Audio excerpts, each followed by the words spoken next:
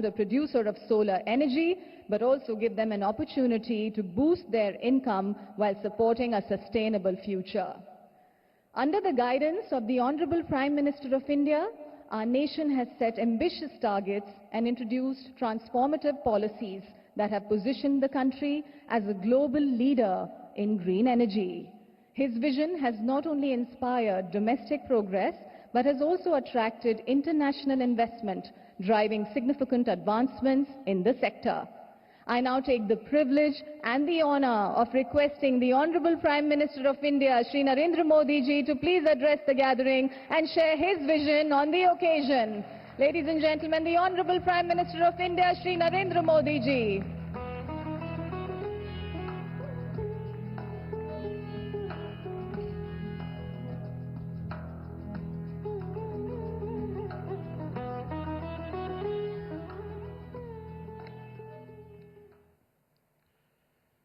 गुजरात के गवर्नर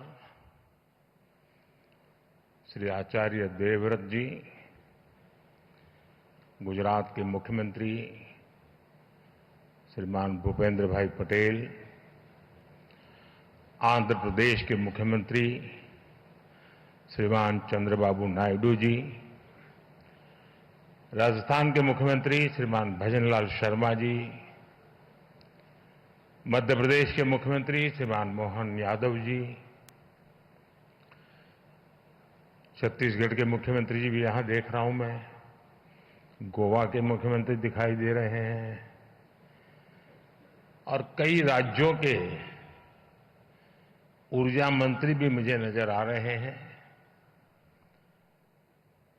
उसी प्रकार से विदेश के मेहमान, जर्मनी के इकोनॉमिक कोऑपरेशन मिनिस्टर, डेनमार्क के इंडस्ट्री बिजनेस मिनिस्टर, मंत्रिमंडल के मेरे साथी प्रहलाद जोशी, श्रीपद नाइक जी और दुनिया के कई देशों से आए हुए सभी डेलीगेट्स, देवी और सज्जनों,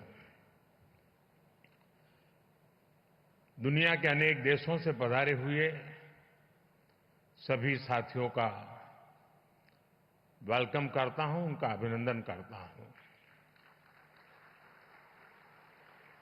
ये री इन्वेस्ट कॉन्फ्रेंस का 4th एडिशन है। मुझे पूरा विश्वास है आने वाले 3 दिनों तक यहां एनर्जी के फ्यूचर, टेक्नोलॉजी और पॉलिसीज पर सीरियस डिस्कशन होगा। यहां हमारे सीनियर मोस्ट सारे चीफ मिनिस्टर्स भी हमारे बीच हैं। उनका अपना भी इस क्षेत्र में बहुत अनुभव है। इन चर्चाओं में हमें उनका भी मूल्यवान मार्गदर्शन मिलने वाला है। इस कॉन्फ्रेंस से हम जो एक दूसरे से सीखेंगे वो पूरी ह्यूमैनिटी की भलाई के काम आएगा। मेरी शुभकामनाएं आप सबके साथ हैं। फ्रेंड्स, आप सभी जानते हैं कि भारत की जनता ने 60 साल बाद लगातार किसी सरकार को 3rd टर्म दिया है।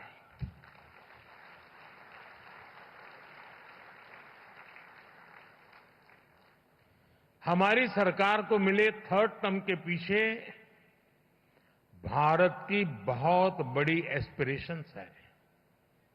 आज 140 करोड़ भारतवासियों को भरोसा है, भारत के युवाओं को भरोसा है, भारत की महिलाओं को भरोसा है कि उनकी एस्पिरेशंस को पिछले 10 साल में जो पंख लगे हैं वो इस 3rd टर्म में एक नई उड़ान भरेंगे।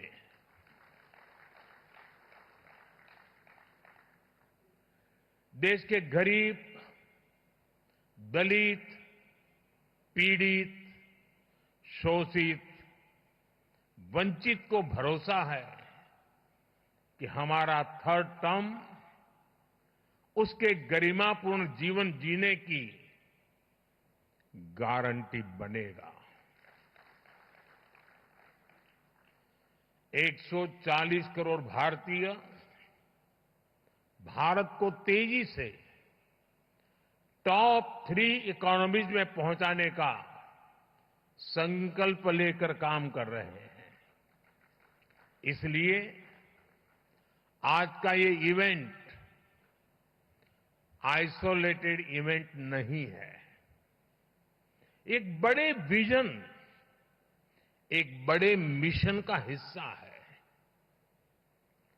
ये 2047 तक भारत को डेवलप्ड नेशन बनाने के हमारे एक्शन प्लान का हिस्सा है।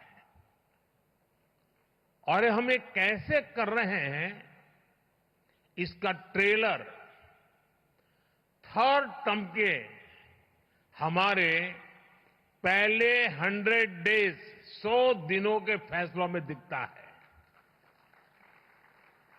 फ्रेंड, फर्स्ट 100 डेज में हमारी प्रायोरिटीज भी दिखती हैं, हमारी स्पीड और स्केल का भी एक रिफ्लेक्शन मिलता है।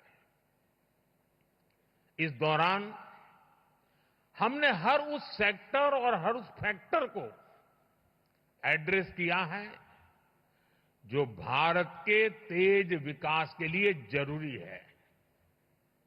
इन 100 दिनों में फिजिकल और सोशल इंफ्रास्ट्रक्चर के विस्तार के लिए अनेक महत्वपूर्ण फैसले लिए गए हैं।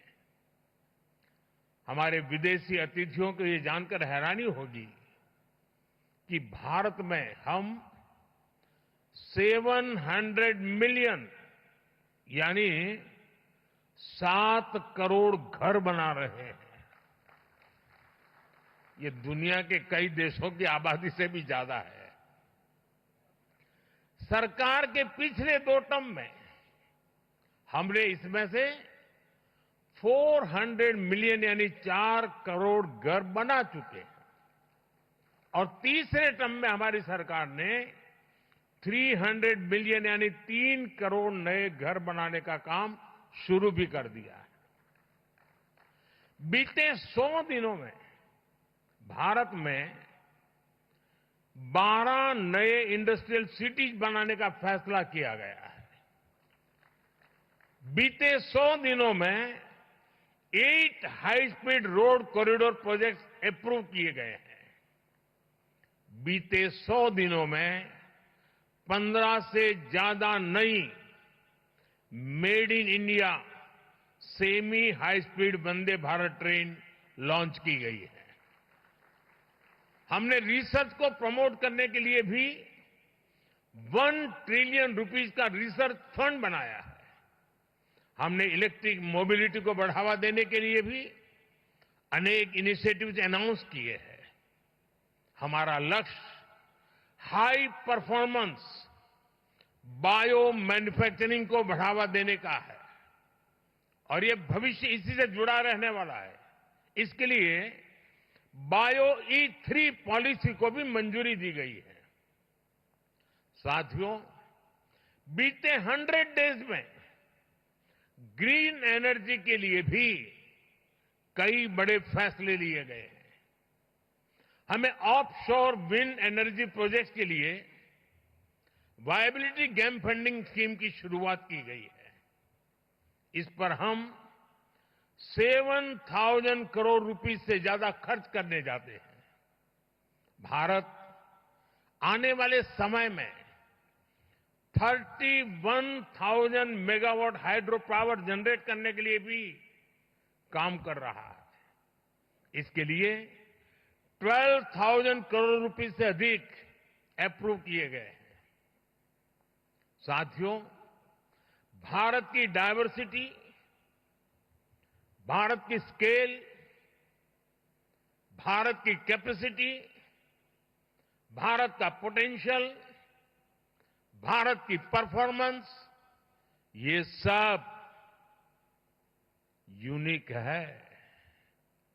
इसलिए मैं कहता हूं, Indian solutions for global application. इस बात को दुनिया भी भली भांति समझ रही है। आज भारतीयों को ही नहीं, बल्कि पूरी दुनिया को लगता है कि भारत 21st सेंचुरी की बेस्ट बेट है। आप देखिए, इस महीने की शुरुआत में ही ग्लोबल फिनटेक फेस्ट का आयोजन हुआ। इसके बाद फर्स्ट सोलर इंटरनेशनल फेस्टिवल में दुनिया भर से लोग शामिल हुए। फिर ग्लोबल सेमीकंडक्टर समिट में दुनिया के कोने कोने से लोग भारत आए। इसी दौरान भारत ने सिविल एविएशन पर एशिया पैसिफिक मिनिस्ट्रियल कॉन्फ्रेंस के आयोजन का दायित्व निभाया। और अब आज यहां हम ग्रीन एनर्जी के फ्यूचर पर चर्चा के लिए जुटे हैं। फ्रेंड्स, मेरे लिए ये बहुत सुखद संयोग है कि गुजरात की जिस धरती पर श्वेत क्रांति, मिल्क रिवॉल्यूशन का उदय हुआ, जिस धरती पर मधु क्रांति, स्वीट रिवॉल्यूशन, शहद का काम, उसका उदय हुआ, जिस धरती पर सूर्य क्रांति, सोलर रिवॉल्यूशन का उदय हुआ, वहां ये भव्य आयोजन हो रहा है। गुजरात भारत का वो राज्य है जिसने भारत में सबसे पहले अपनी सोलर पावर पॉलिसी बनाई थी। पहले गुजरात में पॉलिसी बनी, इसके बाद हम नेशनल लेवल पर आगे बढ़े। दुनिया में, जैसा अभी भूपेंद्र भाई ने बताया, क्लाइमेट के लिए अलग से मिनिस्ट्री बनाने वालों में भी गुजरात बहुत आगे था। जिस समय भारत में सोलर पावर की बहुत चर्चा भी नहीं थी, गुजरात में सैकड़ों मेगावाट के सोलर प्लांट लग रहे थे। साथियों, आपने भी देखा होगा, ये जो वेन्यू है, इसका नाम महात्मा गांधी के नाम पर है, महात्मा मंदिर। जब दुनिया में क्लाइमेट चैलेंज का विषय उभरा भी नहीं था, तब महात्मा गांधी ने दुनिया को सचेत किया था। और महात्मा गांधी का जीवन देखेंगे तो मिनिमम कार्बन फुटप्रिंट वाला जीवन था। वो प्रकृति के प्रेम को जीते थे और उन्होंने कहा था, धरती के पास हमारी नीड को पूरा करने के लिए पर्याप्त रिसोर्सेज है, लेकिन ग्रीड को पूरा नहीं किया जा सकता। महात्मा गांधी का ये विजन भारत की महान परंपरा से निकला है। हमारे लिए ग्रीन फ्यूचर, नेट जीरो, ये कोई फैंसी वर्ड्स नहीं है। ये भारत की जरूरत है, ये भारत का कमिटमेंट है, भारत की हर राज्य सरकार का कमिटमेंट है। एक डेवलपिंग इकोनॉमी के नाते हमारे पास भी इन कमिटमेंट से बाहर रहने का जायज बहाना था। हम दुनिया को कह सकते थे कि विश्व को तबाह करने में हमारी कोई भूमिका नहीं है, लेकिन हमने ऐसा करके हाथ ऊपर नहीं किए। हम मानव जात के उज्जवल भविष्य की चिंता करने वाले लोग थे और इसलिए हमने दुनिया को राह दिखे उस प्रकार से जिम्मेवारी के साथ अनगिनत कदम उठाए हैं। आज का भारत सिर्फ आज का नहीं, बल्कि आने वाले 1000 साल का बेस तैयार कर रहा है। हमारा मकसद सिर्फ टॉप पर पहुंचना ही नहीं है, हमारी तैयारी टॉप पर सस्टेन करने की है। भारत इस बात को भली भांति जानता है। हमारी एनर्जी नीड्स क्या है, भारत जानता है। 2047 तक डेवलप्ड नेशन बनाने के लिए हमारी रिक्वायरमेंट्स क्या है, और हम ये भी जानते हैं कि हमारे पास अपने ऑयल और गैस के भंडार नहीं है। हम एनर्जी इंडिपेंडेंट नहीं है, और इसलिए हमने solar power, wind power, nuclear और हाइड्रो पावर के दम पर अपने फ्यूचर को बिल्ड करने का फैसला लिया है। फ्रेंड्स, भारत G20 में पहला ऐसा देश है जिसने पेरिस में तय क्लाइमेट कमिटमेंट्स को डेडलाइन से 9 साल पहले अचीव कर लिया, 9 साल पहले पूरा कर दिया। और G20 देशों के समूह में हम अकेले हैं जिसने करके दिखाया है। जो डेवलप्ड नेशन नहीं कर पाए, वो एक डेवलपिंग नेशन ने दुनिया को करके दिखाया है। अब 2030 तक 500 गीगावाट रिन्यूएबल एनर्जी के टारगेट को अचीव करने के लिए हम एक साथ कई स्तर पर काम कर रहे हैं। हम ग्रीन ट्रांजिशन को पीपल्स मूवमेंट बना रहे हैं। आप सभी को, अभी आपने वीडियो भी देखा, हमारी पीएम सूर्यघर मुफ्त बिजली स्कीम को स्टडी करना चाहिए। ये रूफटॉप सोलर की एक यूनिक स्कीम है। इसके तहत हम रूफटॉप सोलर सेटअप के लिए हर फैमिली को फंड कर रहे हैं, इंस्टॉलेशन में मदद कर रहे हैं। इस एक योजना से भारत का हर घर एक पावर प्रोड्यूसर बनने जा रहा है। अब तक 13 मिलियन यानी 1,30,00,000 से ज्यादा फैमिलीज इसमें रजिस्टर कर चुकी हैं। अभी तक 3.25 लाख घरों में इस योजना के तहत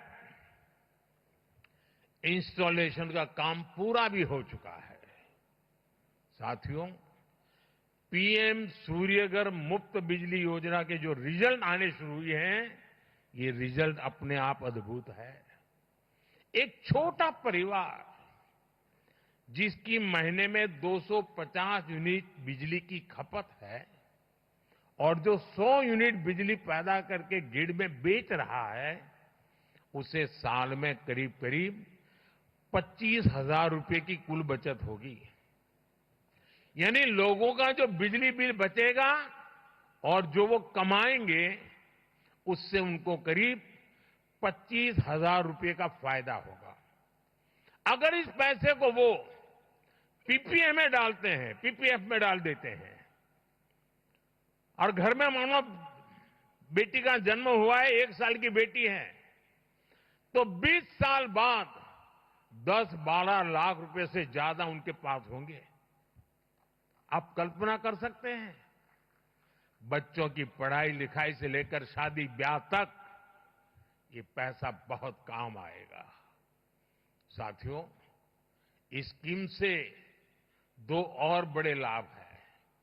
ये स्कीम इलेक्ट्रिसिटी के साथ साथ एम्प्लॉयमेंट जनरेशन और एनवायरमेंट प्रोटेक्शन का भी माध्यम बन रही है। ग्रीन जॉब बहुत तेजी से बढ़ने वाले हैं।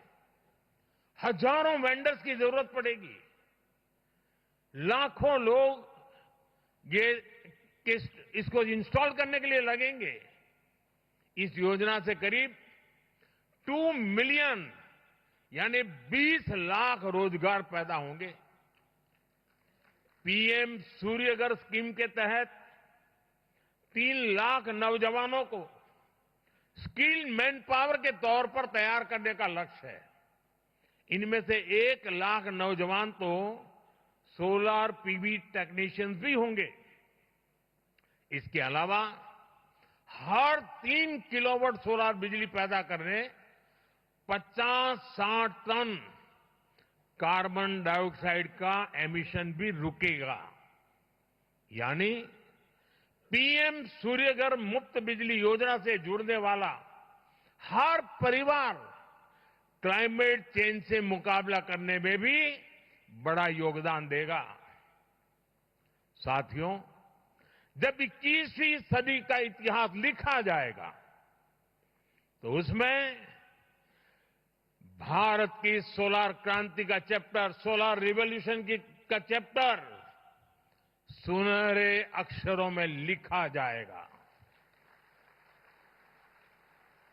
साथियों, जो विदेश के मेहमान आए हैं, मैं उनको कहूंगा, यहां से 100 किलोमीटर की दूरी पर ही एक बहुत खास गांव है, मोढेरा।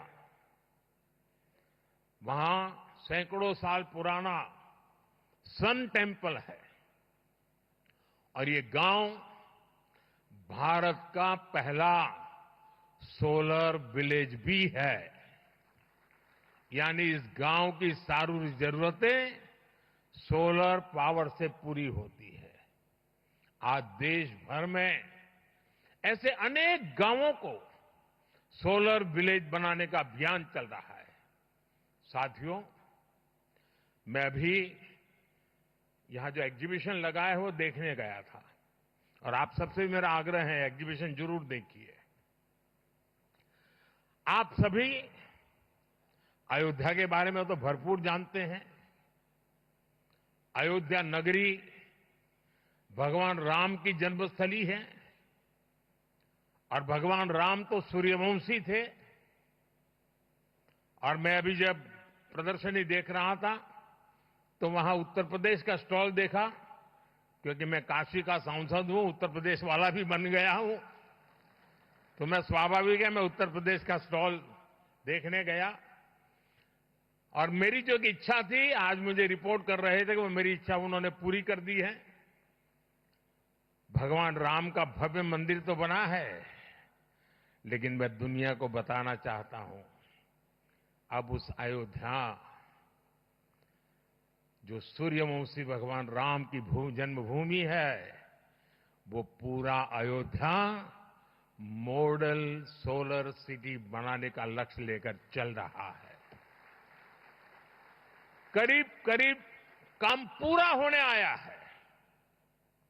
हमारा प्रयास है कि अयोध्या का हर घर, हर कार्यालय, हर सेवा सौर शक्ति से चले, सोलर एनर्जी से चले। और मुझे खुशी है कि अब तक हम अयोध्या के अनेकों सुविधाओं और घरों को सोलर एनर्जी से जोड़ चुके हैं। अयोध्या में बड़ी संख्या में सोलर स्ट्रीट लाइट्स, सोलर चौराहे, solar boards, solar water ATM और सोलर बिल्डिंग देखी जा सकती है। हमने भारत में ऐसे 17 शहरों की पहचान की है जिसे हम इसी प्रकार सोलर सिटी के तौर पर विकसित करना चाहते हैं। हम अपने एग्रीकल्चर फील्ड्स को, हमारे खेतों को भी, हमारे किसानों को आत्मनिर्भर बनाने के लिए सोलर पावर जनरेशन का माध्यम बना रहे हैं। आज किसानों को इरिगेशन के लिए सोलर पंप और छोटे सोलर प्लांट लगाने के लिए मदद दी जा रही है। भारत आज रिन्यूएबल एनर्जी से जुड़े हर सेक्टर में बड़ी स्पीड और बड़े स्केल पर काम कर रहा है। बीते दशक में हमने न्यूक्लियर एनर्जी से पहले की तुलना में 35% ज्यादा बिजली पैदा की है। भारत ग्रीन हाइड्रोजन के क्षेत्र में ग्लोबल लीडर बनने का प्रयास कर रहा है। इसके लिए हमने करीब 20,000 करोड़ रुपए का ग्रीन हाइड्रोजन मिशन लॉन्च किया है। आज भारत में वेस्ट टू एनर्जी का भी एक बहुत बड़ा अभियान चल रहा है। क्रिटिकल मिनरल से जुड़े चैलेंजेस को एड्रेस करने के लिए हम सर्कुलर अप्रोच को प्रमोट कर रहे हैं। रीयूज और रीसाइकल से जुड़ी बेहतर टेक्नोलॉजी तैयार हो, इसके लिए स्टार्टअप्स को भी सपोर्ट किया जा रहा है। साथियों, प्रो प्लेनेट पीपल का सिद्धांत हमारा कमिटमेंट है। इसलिए भारत ने दुनिया को मिशन लाइफ यानी लाइफस्टाइल फॉर एनवायरनमेंट का विजन दिया है। भारत ने इंटरनेशनल सोलर अलायंस का इनिशिएटिव लेकर दुनिया के सैकड़ों देशों को जोड़ा है। भारत की G20 प्रेसिडेंसी के दौरान भी ग्रीन ट्रांजिशन पर भी हमारा बहुत फोकस रहा है। G20 समिट के दौरान ग्लोबल बायोफ्यूल अलायंस भी लॉन्च किया गया था। भारत ने अपनी रेलवे को इस दशक के अंत तक नेट जीरो बनाने का भी लक्ष्य रखा है। कुछ लोगों को लगेगा भारत की रेलवे नेट जीरो हो मतलब क्या है, जरा मैं उनको बताता हूं। हमारा रेलवे नेटवर्क इतना बड़ा है कि डेली ट्रेन के डिब्बे में करीब करीब 1-1.5 करोड़ लोग होते हैं। इतनी बड़ी बड़ी ट्रेन का और उसको हम नेट जीरो बनाने वाले हैं। हमने ये भी तय किया है कि 2025 तक हम पेट्रोल में 20% इथेनॉल ब्लेंडिंग का टारगेट हासिल करेंगे। भारत के लोगों ने गांव-गांव में हजारों अमृत सरोवर भी बनाए हैं, जो वाटर कंजर्वेशन के काम आ रहे हैं। आजकल आप देख रहे होंगे भारत में लोग अपनी मां के नाम पर एक पेड़ लगा रहे हैं। एक पेड़ मां के नाम। मैं आपसे भी इस अभियान से जुड़ने का आग्रह करूंगा, दुनिया के हर नागरिक को आग्रह करूंगा। साथियों, भारत में रिन्यूएबल एनर्जी की डिमांड तेज हो रही है। सरकार भी इस डिमांड को मीट करने के लिए नई पॉलिसीज बना रही है, हर तरह से सपोर्ट दे रही है। इसलिए आपके सामने अपॉर्चुनिटी सिर्फ एनर्जी जनरेशन में ही नहीं है, बल्कि मैन्युफैक्चरिंग में भी अद्भुत संभावनाएं हैं। भारत का प्रयास पूरी तरह से मेड इन इंडिया सॉल्यूशन का है। इससे भी आपके लिए यहां अनेक संभावनाएं बन रही हैं। भारत सही मायने में आपके लिए एक्सपेंशन की ओर बेहतर रिटर्न की गारंटी है। और मैं आशा करता हूं कि आप उसमें जुड़ेंगे। इस क्षेत्र में इन्वेस्टमेंट के लिए इससे बेहतर कोई जगह नहीं हो सकती है। इनोवेशन के लिए बहुत अच्छी जगह और नहीं हो सकती है। और मैं कभी कभी सोचता हूं, हमारे मीडिया में कभी कभी गॉसिप कॉलम आती है, बड़ी चटाकेदार होती है, मजेदार होती है कभी कभी, लेकिन उनका एक बात पर ध्यान नहीं गया और आज के बाद जरूर ध्यान जाएगा।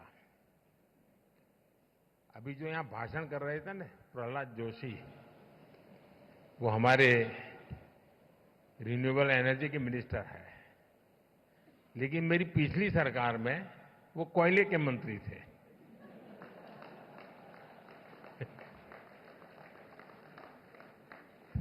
तो देखिए, मेरा मंत्री भी कोयले से रिन्यूएबल एनर्जी की तरफ चला गया।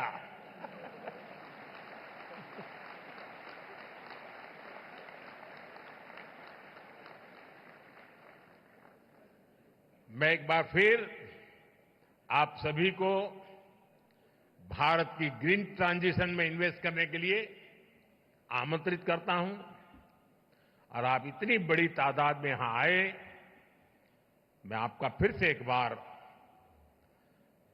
इस धरती में मैं पैदा हुआ, गुजरात ने मुझे बहुत कुछ सिखाया, तो मेरा भी मन करता है कि गुजरात के मुख्यमंत्री के साथ साथ मैं भी आप सबके स्वागत में अपनी भावनाओं को व्यक्त करते हुए, आप सबका धन्यवाद करते हुए, सभी राज्यों की भागीदारी के लिए मैं सभी राज्य सरकारों का भी आभार व्यक्त करता हूं। जिन मुख्यमंत्री यहां पधारे हैं उनका भी मैं विशेष रूप से आभार व्यक्त करता हूं। और मैं पूरे विश्वास से कहता हूं कि ये हमारी समिट, इस समिट में होने वाला संवाद, ये हम सबको जोड़ेगा भी और हमें अपनी भावी पीढ़ी के उज्जवल भविष्य के लिए जोड़ेगा। मुझे याद है, एक बार राष्ट्रपति ओबामा यहां पर टूर, भारत में उनका प्रवास था, बायोलेटरल विजिट के लिए आए थे, तो हमारी प्रेस कॉन्फ्रेंस थी दिल्ली में। तो किसी पत्रकार महोदय ने पूछा, क्योंकि उस समय चल रहा था, लोग भांति भांति के सारे आंकड़े घोषित करते रहते, ये करेंगे वो करेंगे। तो उन्होंने मुझे पूछा कि दुनिया में भांति भांति के देश बड़े बड़े टारगेट तय कर रहे हैं, क्या इसका दबाव है क्या आपके मन पर? और मैंने उस दिन जवाब दिया था मीडिया को, ये मोदी है।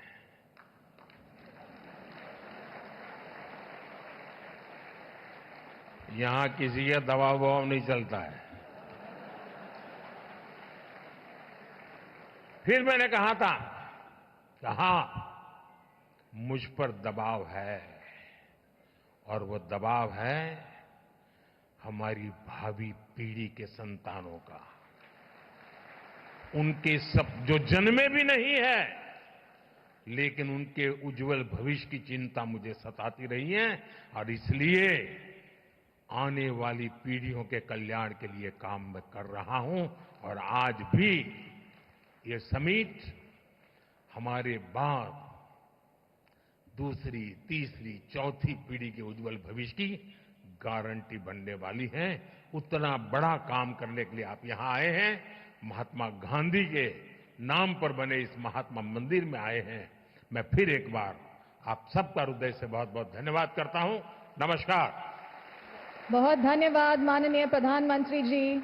इस महत्वपूर्ण क्षण में हम हमारे आदरणीय प्रधानमंत्री जी श्री नरेंद्र मोदी जी के प्रति हार्दिक आभार व्यक्त करते हैं। माननीय प्रधानमंत्री जी के गतिशील और दूरदर्शी नेतृत्व में भारत के नवीकरणीय ऊर्जा परिदृश्य को एक नवीन आकार प्रदान हुआ है।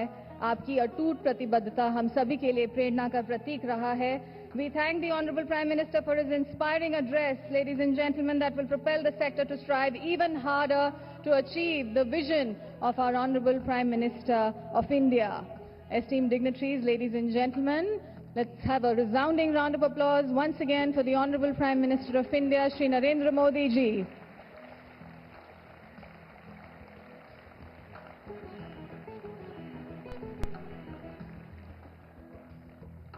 And that concludes this inaugural program of the 4th edition of the Global Renewable Energy Investors Meet and Expo RE Invest 2024. I'm going to request everyone in the room to remain here in the room while our Honorable Prime Minister and other dignitaries leave this room. एक बार फिर हमें अपने आदरणीय प्रधानमंत्री श्री नरेंद्र मोदी जी को धन्यवाद देने का सौभाग्य मिल रहा है, जिनके प्रेरक शब्दों और सराहनीय कार्यों ने हमें ऊर्जा क्षेत्र में अभूतपूर्व विकास और स्थिरता के पथ पर स्थापित किया है। बहुत बहुत धन्यवाद आपका आदरणीय प्रधानमंत्री जी।